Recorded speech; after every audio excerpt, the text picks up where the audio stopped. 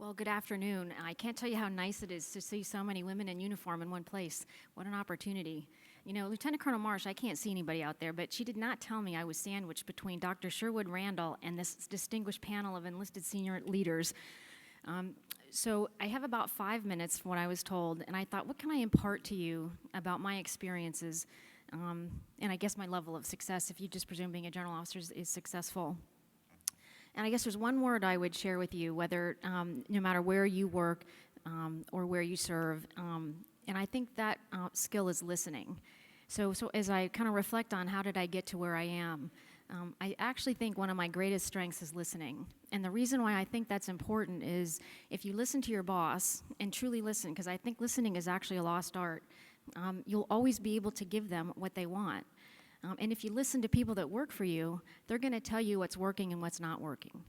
And so if you open up the space in your life and in your workspace in particular, and truthfully, if you listen at home, that will give you a much stronger family life. It's incredible to me how much you get if you stop talking and you listen. And so I would tell you, I think that is actually one of my greatest strengths, and I think that is one of the reasons why I have been able to achieve what I have achieved. And I guess the second thing I would tell you is it's absolutely luck. And the reason I say that is because I reflected a lot when I pinned on my general officer rank. And I started with, I think I'm extremely lucky that I have such a wonderful family.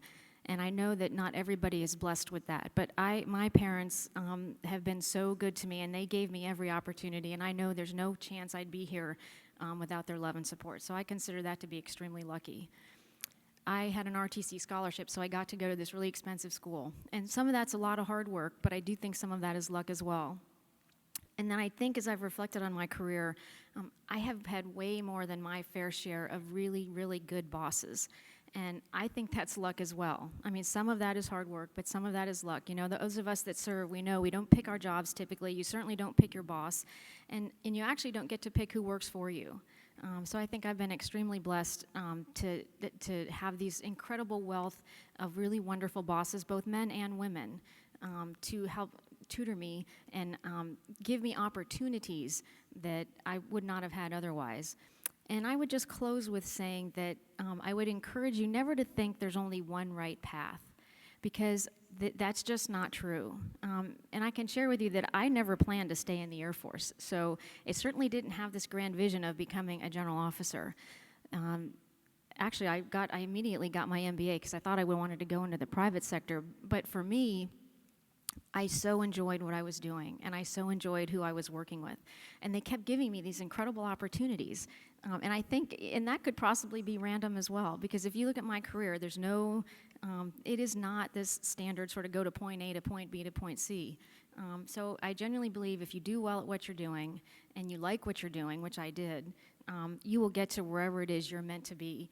And whether that's meant to serve your first term, whether an officer enlisted and go do other great things for the nation, or to serve 20 or 30 years and continue to do great things for the United States military, or to go be a great family member, mom, sister, you will be happy. And if you're happy, you will succeed. So I hope that's given you a little bit of something to think about in my 5 minutes between two very, very distinguished speakers. And I am glad to see so many women in the military here today. And I wish you all the best and continue to enjoy this wonderful conference. And many thanks to all of the folks that put this on today. So with that, enjoy the rest of your day.